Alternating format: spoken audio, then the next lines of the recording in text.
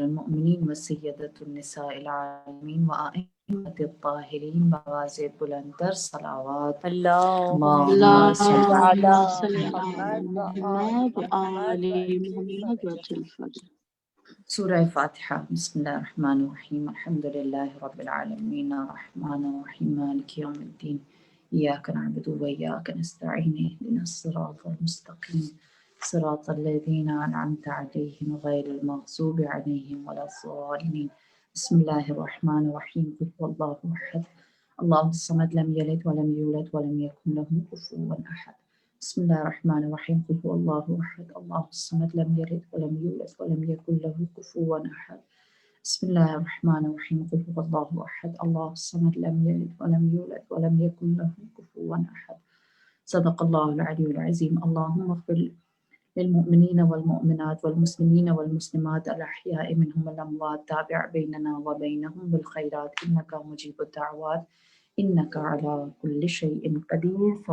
اللہم صل علی محمد وآل محمد وعجل فرجهم اجمعین۔ اعوذ باللہ من الشیطان الرجیم، بسم اللہ الرحمن الرحیم۔ الحمد للہ الذی لا یحصی نعماہ العادون ولا یؤدی حقہ المجتہدون، الذی لیس لصفته حد محدود ولا نعت موجود ولا اجل ممدود، فطر الخلائق بقدرته ونشر الریاح برحمته۔ الصلاة والسلام علی المہیمن علی رسله والخاتم لأوصیائه والشافع إلیہ والمکین لدیہ والمطاع فی ملکوته الأحمد من الأوصاف الأب القاسم محمد صلوات اللہم صل علی محمد وآل محمد وعجل فرجهم أجمعین وعلى أهل بيته الطيبين الطاهرين المعصومين المظلومين سيما بقية الله في أرضه روحي وأرواح العالمين لتراب مقدمه فداء۔ أما بعد، فقد قال الله تبارك وتعالى في القرآن المجيد والفرقان الحميد وهو قوله الحق، بسم الله الرحمن الرحيم، جاء الحق وزهق الباطل إن الباطل كان زهوقا صلوات اللهم صل على محمد وآل محمد وعجل فرجهم اجمعین۔ اللہ کا یہ علم، اللہ کا یہ وعدہ حق نے آ کر رہنا ہے، اور جو باطل ہے اس کو کبھی بھی پائیداری یا دوام نصیب نہیں ہوگا۔ آپ سب نے روز اول محرم، شب اول محرم سے ان مجالس کا انعقاد کر کے اور اس میں اپنے آپ کو جناب زینب کبریٰ سلام اللہ علیہا کے کردار میں ڈھالنے کی کوشش کر کے یہ ایک پیغام بی بی کو دے دیا ہے کہ ہم جیسے بھی ہیں، ہم گناہ گار ہیں، معصیت کار ہیں، لیکن ہم آپ کی جانب سے استغاثہ، آپ کی جانب سے مدد، آپ کی جانب سے شفقت اور آپ کی جانب سے عنایت کے طلبگار ہیں۔ ہمارے پاس ایک فریاد ہے، وہ یہ کہ ہم جس صدی میں بھی جئیں، ہم جس زمانے میں بھی جئیں، جس زمین پر بھی ہمارا رہنا ہو، ہمارا وجود، ہماری ہستی، ہمارا دار و ندار، ہماری زندگی کا سب سے بڑا سرمایہ جس پر ہم اپنی اولادوں کو ہیچ سمجھ کر قربان کرنے کے لیے ہم تن تیار ہیں، وہ ہے سید الشہداء، عزاداری غم اہل بیت یا عزائے سید الشہداء امام حسین علیہ السلام۔ جو عنوان ہمارا رہا ان 12 ایام میں، ان ایام عزا میں، وہ تھا کہ ہم جناب زینب کی نظر میں جو آج کی کربلا ہے اس میں میرا اور آپ کا کیا کردار ہے۔ میں نے کوشش کی کہ ہم جتنا بی بی کی ذات، آپ کے اقوال، آپ کا سفر، آپ کی حیات، آپ کی مجاہدت، آپ کا جو ویژن ہے اس کو لے کر آج کی اپنی اس دنیا کو آباد کریں۔ اور پھر جب بھی ٹیکنالوجی کی برکت یہ ہے کہ یہ باتیں جو ہم لوگ مجلسیں جو کرتے ہیں یہ باقی رہ جاتی ہیں، کہ جب بھی ہماری زندگی کے بعد جب بھی یہ مجالس سنی جائیں، کہیں پر بھی کسی کے لیے بھی ہدایت کا باعث ہوں، تو سب کو پتہ چلے زینب 61 ہجری کا کردار نہیں ہے، زینب ہر سال میں جینے والی ایک بیوی ہے، زینب استقامت کا نام ہے، زینب ارادے کی قوت کا نام ہے، زینب امید کا نام ہے، زینب تحریک کا نام ہے، زینب پیغام سید الشہداء ہے۔ ایک عورت جو اپنے علم کی بنیاد پر، عالمہ غیر معلمہ ہے نا، اپنے علم کی بنیاد پر پنجتن کی وارث بن جاتی ہے، پنجتن کی وارث بن جاتی ہے۔ پنجتن جن کے لیے زمین اور آسمان خلق ہوئے، ان کی وراثت اس کو مل جاتی ہے جو عالمہ غیر معلمہ ہے۔ اور یقین جانیے میں میرے پاس کچھ بہت زیادہ کہنے کو یا بیان کرنے کو تو نہ تھا نہ ہے، لیکن کچھ اقوال جو ہمیں یاد رکھنے ہیں۔ آپ کو اگر 10 دن کی 12 دن کی مجلسوں میں کچھ یاد نہیں رہا، ایک بات یاد رکھیں کہ میرے مولا نے جب کربلا کا آغاز کیا تھا تو آپ نے نیابت رسول اللہ صلی اللہ علیہ وآلہ وسلم میں کیا تھا، اور رسول اللہ نے کوہ صفا پر نعرہ لگایا تھا، لوگوں کو اسلام کی دعوت دی تھی۔ اگر آپ کو میری پہلی مجلس یاد ہو کہ میں نے اس میں آغاز میں ہی یہ اس بات کی جانب اشارہ کیا تھا کہ جناب سید الشہداء کا جو کربلا میں محاذ تھا وہ اتباع رسالت میں تھا، جو سنت نبی کی تھی، جو طریقہ نبی کا تھا، جو شعار نبی کا تھا، جو سلوگن رسول اللہ صلی اللہ علیہ وآلہ وسلم کا تھا، اس کے مطابق آپ نے اپنے شعار کو بلند کیا۔ نبی نے کیا فرمایا تھا؟ قولوا لا الہ الا اللہ تفلحوا، کہہ دو کہ اللہ کے سوا کوئی معبود نہیں، تم فلاح پاؤ گے۔ اور پھر اس کے بعد میرے مولا رسول اللہ صلی اللہ علیہ وآلہ وسلم نے فرمایا تھا اللہ مولانا ولا مولا لکم، اور میرے آقا جناب سید الشہداء کا شعار کیا تھا جو میری اور آپ کی وراثت ہے، جو میرے اور آپ کے لیے سرنامہ حیات ہے، ہماری زندگی کا دار و ندار ہے؟ فرمایا کونوا احرارا فی دنیاکم، اپنی دنیا میں آزاد رہو۔ آپ زینبی ہیں، آپ حسینی بننا چاہتے ہیں، آپ کے کانوں تک مولا نے کسی گناہ گار کی زبانی اپنی یہ بات پہنچا دی کہ وہ چاہتے ہیں کہ ان کے چاہنے والے، ان کے عزادار، ان کے محب اس دنیا میں سوائے ان کے کسی اور کی غلامی نہ کریں، سوائے اللہ کے کسی اور کے تابع نہ ہوں۔ ہیہات من الذلہ، اللہ کے سوا کسی کی بھی اطاعت، کسی کی بھی بندگی، کسی کے بھی آگے جھکنا، فرمایا یہ ذلت ہے اور یہ ذلت ہم سے دور ہے۔ میرے مولا کا ایک ہی ارشاد تھا، فرمایا لا ارا موتا الا السعادہ والحیات مع الظالمین الا برما، کہ میں موت کو اپنے لیے سعادت کے سوا کچھ نہیں سمجھتا، اور ظالم کے ساتھ جینا میرے لیے سوائے ندامت کے اور کچھ بھی نہیں ہے۔ ہم ظالم کے ساتھ نہیں جی سکتے، ہم مظلوم کے حامی ہیں، یہاں کہ اگر جنت کا سردار یہ کہتا ہے کہ ظالم کے ساتھ جینے سے بہتر یہ ہے کہ یا سیوف خذونی، اے تلواروں آؤ مجھے کاٹ ڈالو، مجھے کاٹ ڈالو، لیکن کبھی بھی ظالم کے برابر مجھے نہ دیکھنا۔ یہ میرے مولا کا آپ سے سوال ہے۔ امام نے جو حل من ناصر ینصرنا کہا تھا، اگر ہم وہاں پہنچتے امام کے پاس تو امام نے ہم سے ہمیں جو سوچ، جو نظریہ، جو توقع، جو امام کی خدمت، جو امام کے لیے ہماری ایک جدوجہد ہو سکتی ہے، وہ یہی کبھی ظالم کے ساتھ کھڑے نہ ہوں، کبھی مظلوم کو نظر انداز نہ کریں، کبھی خدا کے سوا کسی اور کی بندگی نہ کریں، کبھی اللہ کے سوا کسی اور کے آگے جھکے نہ۔ اور یہ ساری چیزیں، یعنی ظالم کا ساتھ دینا یا اللہ کے سوا کسی اور کے آگے جھکنا، یہ ذلت و رسوائی ہے۔ ہیہات ہیہات، فرمایا یہ ہم سے دور ہے۔ یہ میں یوں کہوں کہ ساری باتوں کا خلاصہ، جو روح جناب زینب کبریٰ کی تھی، جو پیغام، جس کی وراثت میری بی بی کو ملی، اور آپ نے کتنی ٹھوکریں کھائیں صرف اس پیغام کو پہنچانے کے لیے کہ میرا بھائی جنت کا شہزادہ ہمیں یہ پیغام دے کر چلا گیا۔ اب جب ہم اپنے کردار کو انشاءاللہ دیکھیے، ہم اس فرش عزا سے نہ اٹھیں۔ آپ دنیا کے جس کونے میں، آپ دنیا کے جس خطے میں، آپ زمان کے جس وقت میں، جس عصر میں جب بھی اس بات کو سن رہے ہیں، ایک بات یاد رکھیں، اللہ نے ہمارے لیے اپنا دروازہ ہمیشہ کھلا رکھا ہے۔ ہم کربلائی ہیں، کربلائی ہونے کا مطلب یہ ہے کہ اگر شب عاشور دشمن توبہ کرنے والا بن کر آ جائے تو اسے یہ نہیں کہا جاتا تم نے آنے میں دیر کر دی۔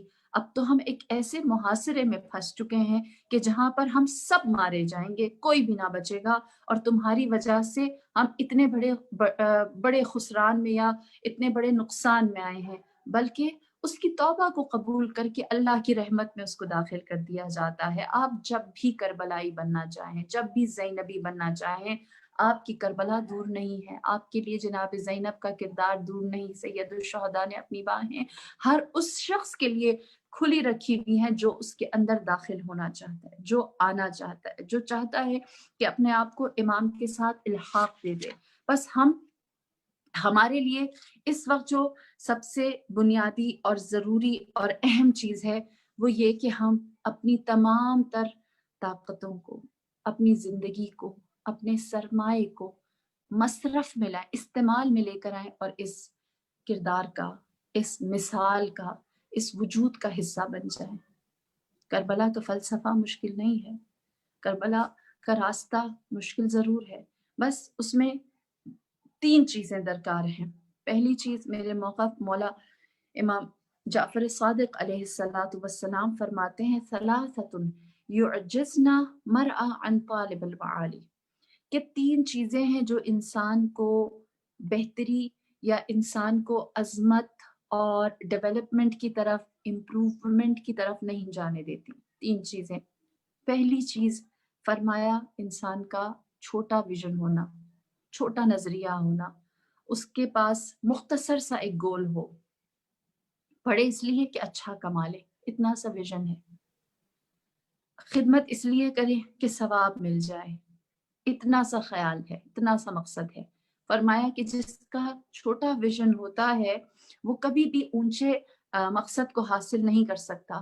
پھر اس کے بعد فرمایا دوسری چیز جو انسان کو عظمت تک یا گروتھ کرنے سے منع کرتی ہے یا اس کے لیے حائل ہوتی ہے، فرمایا وہ ہے کہ اس کی حکمت عملی کا کمزور ہونا، اس کی اسٹریٹجی یا جو اس نے اپنی زندگی میں جو پلاننگ کی ہے اس کا کمزور ہونا، وہ کبھی بھی اس کو ترقی ہونے نہیں دیتی۔ تیسری چیز فرمایا قوت ارادی کا کمزور ہونا۔ اگر انسان آج ارادہ کرے، کل کرے اور پھر پرسوں اس کے بعد اس کے ارادے بدل جائیں، تو ایک ایسا انسان جو ہے وہ کبھی بھی ان منازل تک نہیں پہنچ سکتا۔ آسان الفاظ میں کہوں، منزل حسین کی بہت بلند ہے، بہت آگے ہے، بہت بلند، اتنی رفیع کہ ہمیں اس تک پہنچنے کے لیے 3 کام کرنے۔ پہلا، اپنا ویژن، اپنا نظریہ، اپنے خیالات، اپنے جو ہمارے افکار ہیں ان کو ہم وہی جہت دیں جو امام کی ہے، جو آقا کی ہے۔ اور امام کی سوچ کی جہت یا پھر آپ کا ویژن کیا تھا کہ میرا کنبہ، میرا گھر، میری ذات، میں سفینۃ النجات نہیں، میرے دور کے مسلمان، میرے ماننے والے جو میرے ساتھ 72 ہیں وہ نہیں، جو لوگ مجھے کوفہ سے بلا رہے تھے امام ان کی نجات کی بات کر رہے تھے نہیں، آپ چاہتے تھے کہ جو مکے میں لوگ ہیں ان تک حق کی بات پہنچ جائے اور میں ان کے اوپر اتمام حجت کر لوں، نہیں، آپ چاہتے تھے کہ شام کی سرزمین فتح ہو جائے اور وہاں پر جو یزید ہے وہ بے نقاب ہو جائے، نہیں، امام چاہتے تھے کہ تا قیام قیامت ایک ایسی مثال قائم ہو جائے کہ جب بھی انسانیت چاہے کہ صحیح اور غلط کو بیان کرے تو صحیح اور حق کے لیے میری مثال دی جائے، حسین کی مثال دی جائے، نواسۂ رسول، اسلام کی، قرآن کی، سنت کی اور اصلاح امت کی، امر بالمعروف اور نہی عن المنکر کی مثال دی جائے۔ اسی لیے تا قیام قیامت کوئی دوسرا حسین نہ آیا۔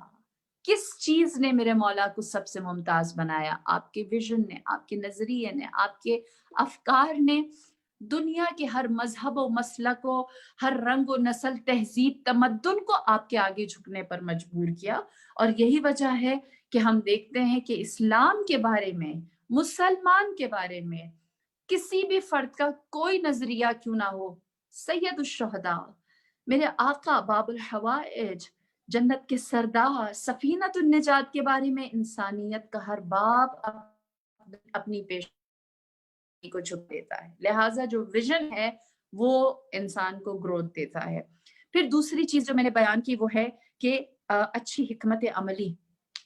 ہم جانتے ہیں کہ امام کی حکمت عملی ایسی تھی کہ اگر آپ صرف خود یزید سے نبرد آزما ہونے کے لیے جا رہے ہوتے تو آپ تنہا مردوں کے ساتھ مجاہدوں کی بہت بڑی فوج لے کر جاتے، لیکن آپ نے فرمایا کہ میں نسل انسانیت جب تک قیامت تک آئے گی ان کے لیے ایک ایسی اسٹریٹجی ترتیب، ایسی حکمت عملی ترتیب دوں گا کہ جب بھی جہاں پر بھی، اور میں یہ بھی بیان کرتی چلوں کہ اس کی انسپریشن کہاں سے آئی۔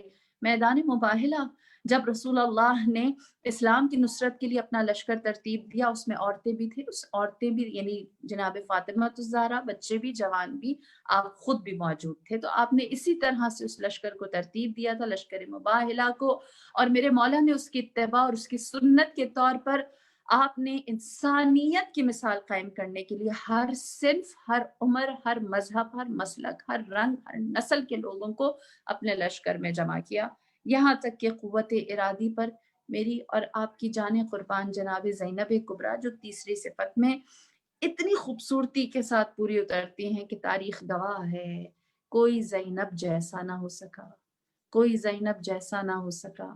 اب یہ ساری باتیں کیا تاریخ کی ہیں، یا ہم ان کو اب ایڈاپٹ کرنا چاہیں تو کس طرح؟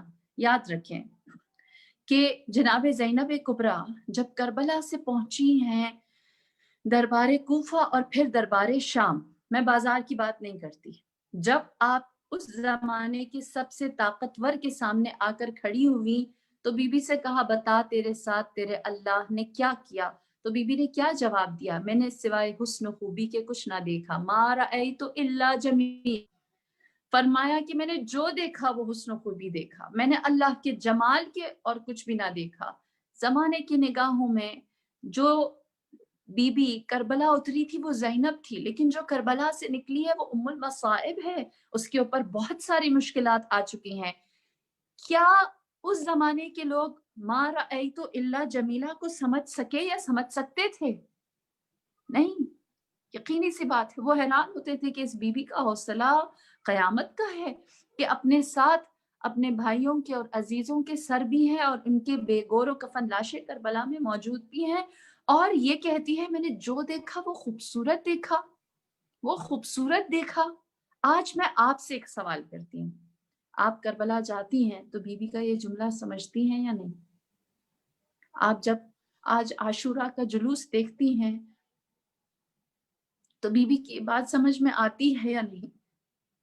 آج جب ہم دیکھتے ہیں کہ آپ دنیا کی کسی بھی خطے میں، کسی بھی بر اعظم میں دیکھیں کہ نام حسین کی گونج سنائی دیتی ہے تو ما رأیت الا جمیلہ دل میں اترتا ہے یا نہیں؟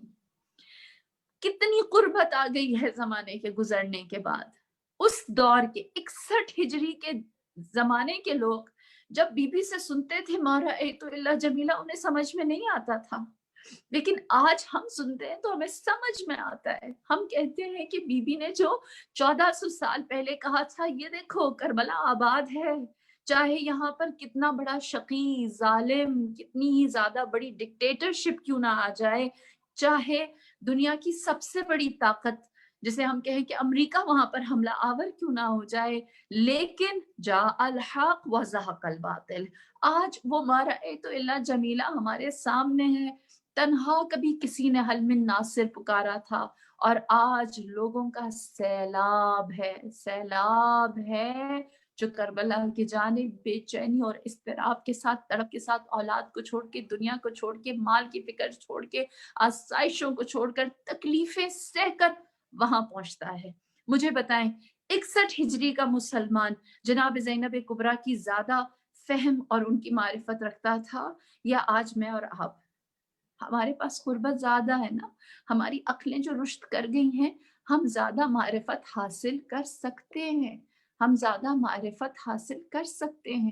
یہ ہمارے لیے اللہ کا لطف ہے کہ عقل کے رشد کر لینے سے، عقل کی بالیدگی آگے چلے جانے سے، یا یوں کہوں کہ جب میرے مولا آخری حجت آپ ایسے ہو گئے جیسے سورج بادل کے پیچھے ہے، تو ہم جیسے چھوٹے چھوٹے پودوں نے جو خس و خاشاک کی مانند ہیں، جو کہیں سے فائدہ نہ پہنچانے والی جڑی بوٹیاں جو اضافی ہیں، ہم نے بھی سر نکالنا شروع کر دیا، ہم نے بھی اپنے لیے جگہ تلاش کی ہے۔ کس لیے؟ کہ ہم ایک تنو من درخت بنے، ہم دوسروں کو سایہ دیں، ہم کسی کے لیے چھاؤں دیں۔ آسان الفاظ میں بات کہوں، اگر سورج غروب نہ کرے تو کیا ستارے نظر آئیں گے؟ ہم ستارے دیکھ سکیں گے؟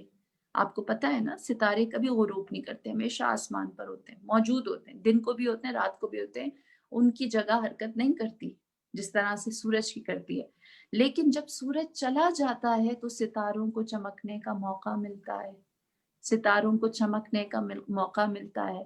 کہنے کا مطلب کیا ہے؟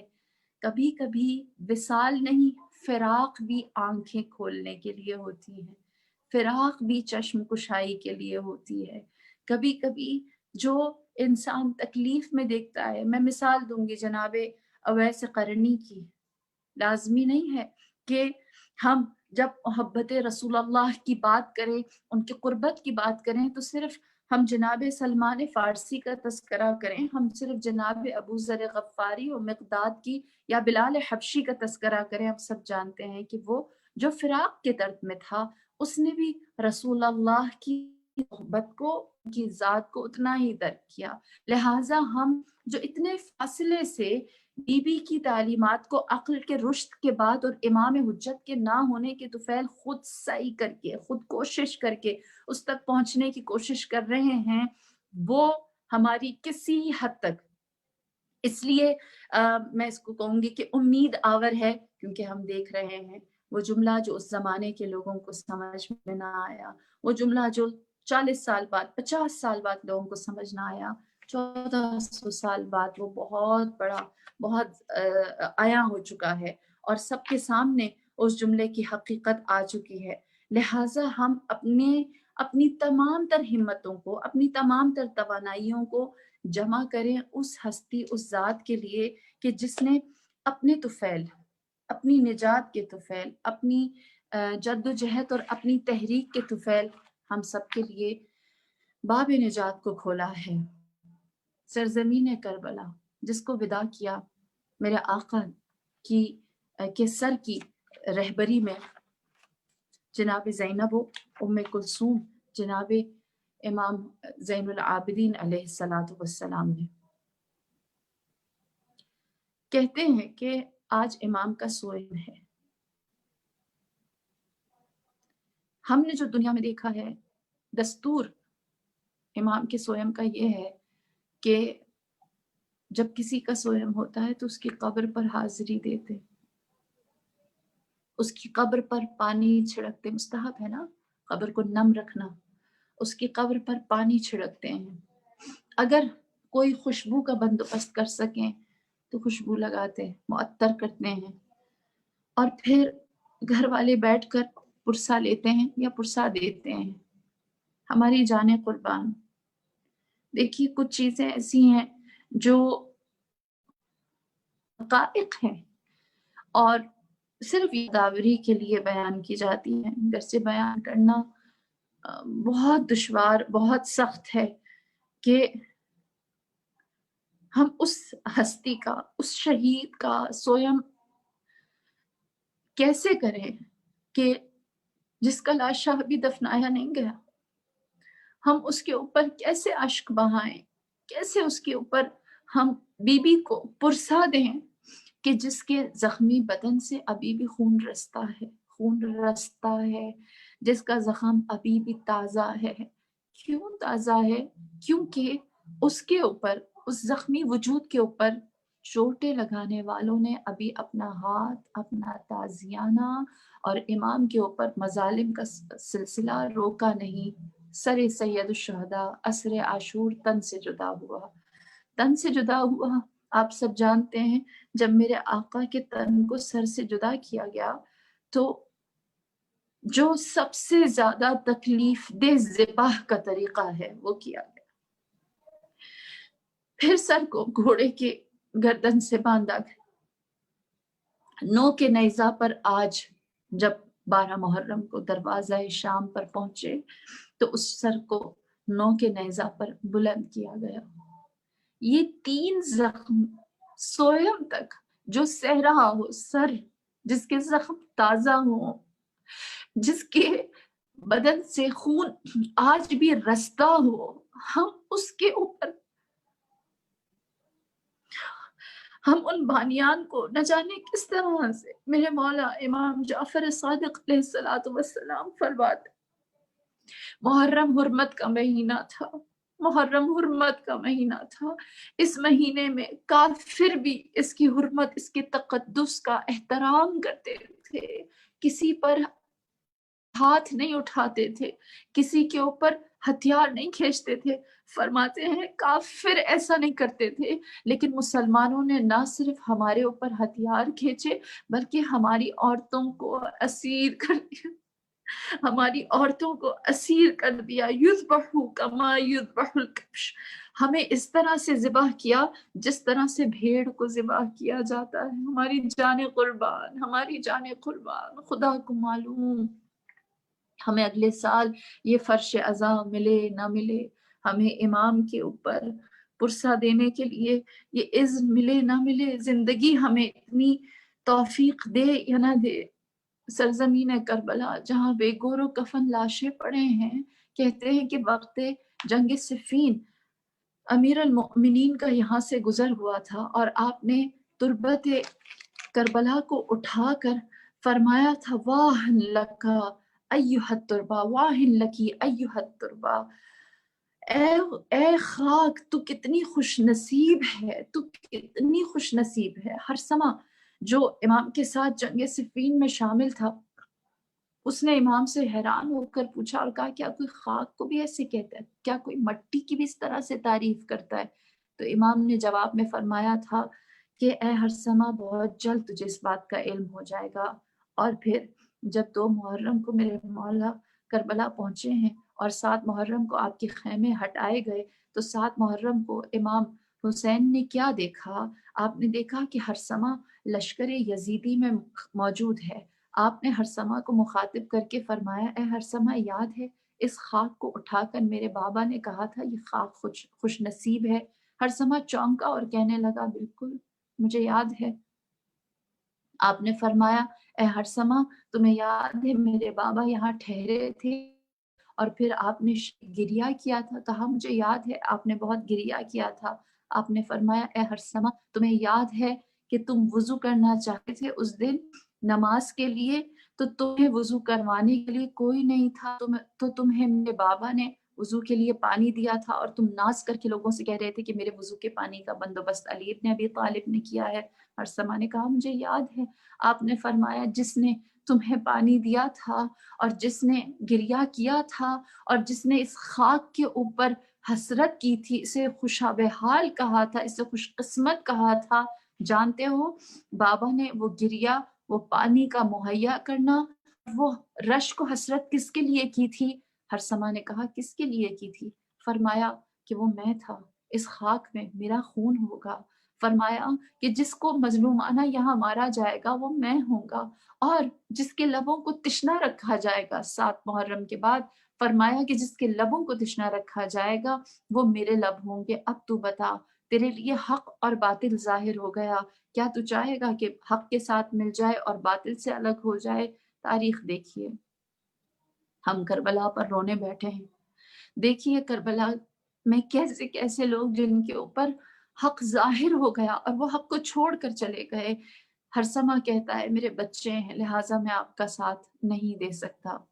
میری جان قربان، میری جان قربان اس مولا پر جو ہر ایک تک صداقت کو پہنچاتا رہا، لیکن ختم اللہ علی قلوبہم، ان کے دلوں پر مہر لگی ہوئی تھی، لہٰذا انہوں نے امام کے اس پیغام کو سننے، جاننے، ایمان رکھنے کے باوجود قبول کرنے سے انکار کیا۔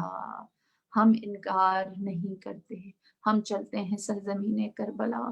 کیوں؟ آج کل آپ جانتے ہیں کہ ہمارے گریہ کو، ہماری زیارت عاشورہ کو، ہمارے شعائر کو، ہماری جو تہذیب ازا ہے، ہمارے پاس جو یہ آثار کربلا ہیں، ان کے اوپر بڑے سوال کیے جا رہے ہیں۔ میں صرف اتنا کہوں گی کہ روایت ہے ابن عباس سے، وہ کہتے ہیں کہ میں مسجد میں تھا، مسجد کا ایک دروازہ جو جناب فاطمہ الزہرا کے گھر کی جانب کھلتا تھا، میں نے دیکھا کہ وہاں امام حسن اور امام حسین اس دروازے کے پاس ہیں اور گھر کے اندر داخل ہوتے ہیں۔ میں رسول اللہ کی خدمت میں حاضر ہوا، امام حسن اور امام حسین بھی موجود تھے۔ رسول اللہ نے امام حسن کے لبوں کا بوسہ لیا اور امام حسین کی حلقوم کا، گلے کا بوسہ لیا۔ جناب فاطمہ الزہرا نے جب یہ دیکھا تو آپ نے سوال کیا، کہا ہے بابا جان کیا ہوا کہ آپ نے حسن کے تو لبوں کا بوسہ لیا، لیکن آپ نے امام حسین کے، میرے فرزند حسین کے لبوں کو نہیں چوما۔ رسول اللہ نے فرمایا اے میری بیٹی، اگر میں نے اس کی وجہ بتا دی تو آپ ماں ہیں، آپ شاید تحمل نہ کر سکیں۔ بی بی نے فرمایا کہ میں آپ کی بیٹی ہوں، اے بابا جان آپ میرے اوپر یہ اسرار کھولیے۔ تو آپ نے فرمایا اے میری بیٹی، میرا حسن زہر سے مسموم کیا جائے گا، اس لیے میں نے اس کے لبوں کا بوسہ لیا۔ پھر رسول اللہ صلی اللہ علیہ وآلہ وسلم نے فرمایا کہ میرے حسین کے گلے پر چھری چلے گی، لہٰذا میں نے اس کا بوسہ لیا۔ شیعہ، سنی، اپنا، پرایا، کسی سے بھی پوچھئے یہ روایت درست ہے یا نہیں، اگر کوئی حسین سے عشق و محبت نہیں کرتا ان کے بابا کے بغض کی وجہ سے، تو بوسہ گاہ رسول کا احترام اپنی جگہ باقی ہے۔ بوسہ گاہ رسول کو کوئی نظر انداز نہیں کر سکتا۔ وہ مقام جس کا بوسہ رسول لیتے رہے، جناب فاطمہ الزہرا جس پر اقرار کرتی رہی ابن عباس اس کو نقل کرتے رہے، ہم اس کو نظر انداز نہیں کر سکتے۔ آج سرزمین کربلا خاک خون میں غلطاں وہ لاشیں پڑے ہیں جس میں سب سے زیادہ پامال لاشا میرے آقا، میرے سید، میرے سردار، جنت کے سردار امام حسین کا ہے۔ وہ جو میرے اور آپ کے لیے چراغ ہدایت ہے، وہ جو میرے اور آپ کے لیے کشتی نجات ہے، اس کا لاشا کیا ہو چکا ہے۔ تاریخ کہتی ہے لاشا حسین ایسے پامال تھا کہ جس طرح سے شہد کی مکھیوں کا چھتا ہوتا ہے کہ اس کے اندر کوئی ہڈی سالم نہ بچی تھی، کوئی ہڈی سالم نہ بچی تھی۔ دوسری جانب بیویوں کو شہر کوفہ کے اندر داخل کیا جا رہا تھا، بیویوں کو شہر کوفہ کے اندر داخل کیا جا رہا تھا۔ ہمارا سلام کربلا کی ان مصیبت زدہ بیویوں پر کہ جو شہر کوفہ میں داخل ہونے سے پہلے کہتے ہیں، بی بی نے شمر بن ذی الجوشن کو بلایا اور اس سے کہا کہ ہمارا بس اتنا کہنا ہے کہ ہمیں شہر میں داخل کرنے سے پہلے ایک بات کا خیال رکھنا کہ جب ہمیں شہر کے اندر داخل کرو، بازار میں داخل کرو، تو سروں کو ہم سے دور رکھنا۔ ہم چاہتے ہیں کہ لوگ سروں کو دیکھتے رہیں اور لوگوں کی نظر ہمارے اوپر نہ پڑے، ہمارے برہنہ سر بچے رہیں، ہمارے سروں پر کم سے کم نامحرموں کی نظریں پڑیں۔ جب یہ کہا شمر خاموش ہو گیا۔ آپ جانتے ہیں یہ شہر کوفہ ہے، زینب کے لیے یہ شہر کیا تھا، اس شہر سے کتنی یادیں بی بی کی وابستہ ہے، اسی لیے آپ نے شمر سے یہ بات کہی۔ شمر نے کوئی جواب نہ دیا، سکوت کیا، اور اس کے بعد کہتے ہیں اس نے قافلہ تیار کرنا شروع کیا کہ انہیں کس طرح سے وارد شہر کیا جائے گا۔ کہتے ہیں تمام سروں کو نوک نیزہ پر بلند کیا گیا۔ جب سر امام کو نوک نیزہ پر بلند کیا تو میری بی بی نے سید الشہداء کے سر کو دیکھ کر مرثیہ پڑھا، فرمایا اے چاند تجھے کتنی جلدی گہن لگ گیا، اے چاند تجھے کتنی جلدی گہن لگ گیا۔ اور اس کے بعد سر ابو الفضل عباس جب نو کے نیزہ پر بلند ہونے لگا، روایت ہے کہ میری بی بی نے جب اس کی جانب نظر کی، آپ جانتے ہیں سر عباس کی کیفیت کیا ہے، میں بتاتی چلوں، سنتے چلیں۔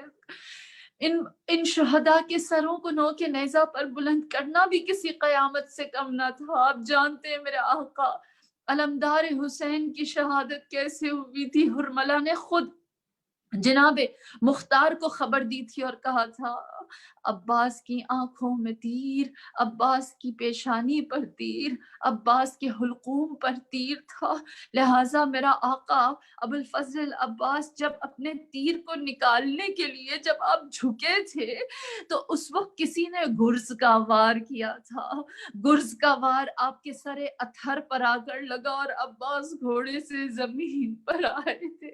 وہ جس کے سر پر گرز کا وار ہو، جس کی آنکھوں، پیشانی اور گلے میں تیر ہو، اس کا سر ایسا زخمی تھا کہ جب جناب ابو الفضل عباس کا سر نو کے نیزہ پر بلند کرنا چاہا تو وہ سر نیزے پہ ٹھہرتا نہ تھا۔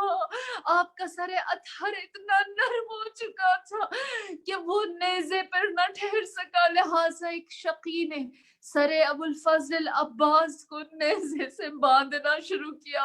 زینب نے جو دیکھا عباس کا سر نیزے پر باندھ کر رسیوں سے جکڑ کر بلند کیا گیا تو جناب زینب کبریٰ نے ایک مرثیہ پڑھا، فرمایا ہے میرے بھائی عباس تیری غیرت کو سلام، تو نے اپنی آنکھوں پر اتنے زخم کھا لیے، اتنے زخم کھا لیے تاکہ زینب کے کھلے سر کو نہ دیکھ سکے، اتنے زخم کھا لیے آنکھوں پر اپنے سر پر کہ زینب کو برہنہ سا دیکھنا نہ پڑے۔ اے عباس تیری غیرت کو سلام۔ یہ کہتے ہوئے قافلہ تیار ہوا، دروازہ بازار کوفہ جو کھلا، زینب کی نظر شہر کوفہ پر پڑی، زینب کو بابا کا زمانہ یاد آیا، وہ آخری آذان جو 19 رمضان سنی تھی، وہ ہاتف کی ندا قد قتل الامیر المؤمنین جو 21 رمضان کو سنی تھی، ہائے وہ وقت فجر خاموشی سے جناب امیر المؤمنین کا تشیع جنازہ ہونا، ہائے وہ امیر المؤمنین کا زخمی حالت میں مسجد سے گھر کی جانے والا۔ اس شہر میں زینب شہزادی تھی، اس شہر میں زینب مفسرہ قرآن تھی، اس شہر میں زینب مثل اولاد رسول نبی زادی عزت و شرف کے ساتھ رہتی تھی۔ جیسے ہی دروازہ کھلا بی بی کو بابا کا زمانہ جو یاد آیا، کہتے ہیں کہ طبل بجنے شروع ہوئے، لوگوں نے آوازیں لگائی، منادی نے ندا لگائی، اے لوگوں اسیروں کو لایا جا رہا ہے،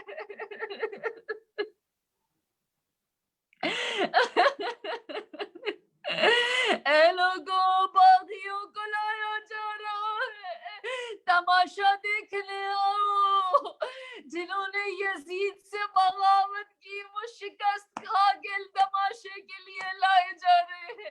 پردہ دار رضاداروں، پردہ دار بیویوں، مجھے ایک بات دل پر ہاتھ رکھ کر بتائیں، جب تماشا دیکھنے کے لیے یوں اعلان کیا جاتا ہے تو مہذب لوگ آگے آتے ہیں یا اوباش اور بدماش لوگ تماشا دیکھنے کے لیے آتے ہیں؟ اللہ اللہ کیسے کہوں، علی کی بیٹی تھی اور تماشائیوں کا مجمع تھا،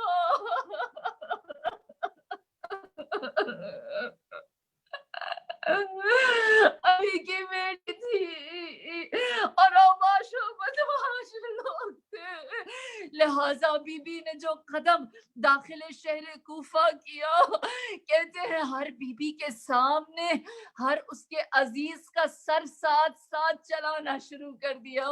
زینب کے سامنے سر حسین آیا، جناب ام کلثوم کے ساتھ سر عباس آیا، جناب ام لیلہ کے ہمراہ سر علی اکبر چلا، ام فروا کے سامنے ان کے قاسم سر کو لایا گیا، ہر بی بی کے سامنے اس کے عزیز کا سر جو آیا، میرا دل کہتا ہے زینب نے اس وقت ندا لگائی ہوگی، کہا ہوگا اے کوفیوں، تم نے خط لکھ کر میرے بھائی کو بلایا تھا، تم نے کہا تھا اے حسین آ جائیے، استقبال کرو، میرا حسین آ گیا، 12,000 خطوں کا جواب آ گیا، میرا باب الحوائج کسی بلانے والے کو نا امید نہیں کرتا، کہاں ہے وہ جو کہتے تھے حسین آپ آئے ہم نصرت کریں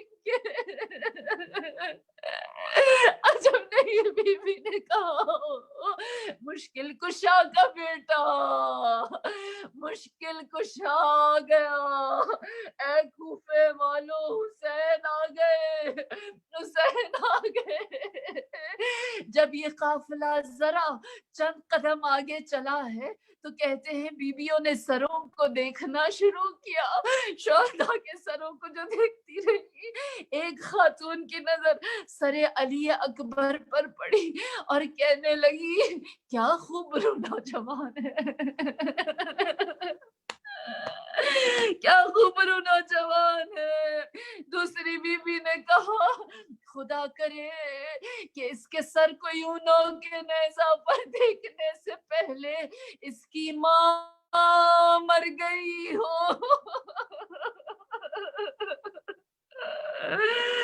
جیسے ہی ام لیلا نے سنا، ام لیلا نے جو سنا کہا اے بیویوں، اس خوبرو جوان کی ماں میں ام لیلا، وہ نو کے نیزہ پر سرخ داڑھی سے خضاب کرنے والا، خون سے خضاب کرنے والا اس علی اکبر کا بابا. الا لعنت اللہ علی القوم الظالمین وسيعلم الذين ظلموا اي منقلب ينقلبون. انا لله وانا الیہ راجعون. انا للہ وانا الیہ راجعون. بسم اللہ الرحمن الرحیم. اللهم ادخل على اهل القبور السرور. اللهم اغن كل فقير. اللهم اشبع كل جاع. اللهم اكس كل عريان. اللهم اقض دين كل مدين. اللهم فرج عن كل مكروب. اللهم رد كل غريب. اللهم فك كل أسير. اللهم اصلح كل فاسد من أمور المسلمين. اللهم اشف كل مريض. اللهم اسد فقرنا بغناك وغير سوء حالنا بحسن حالك واغننا من الفقر إنك على كل شيء قدير. آمين يا رب العالمين.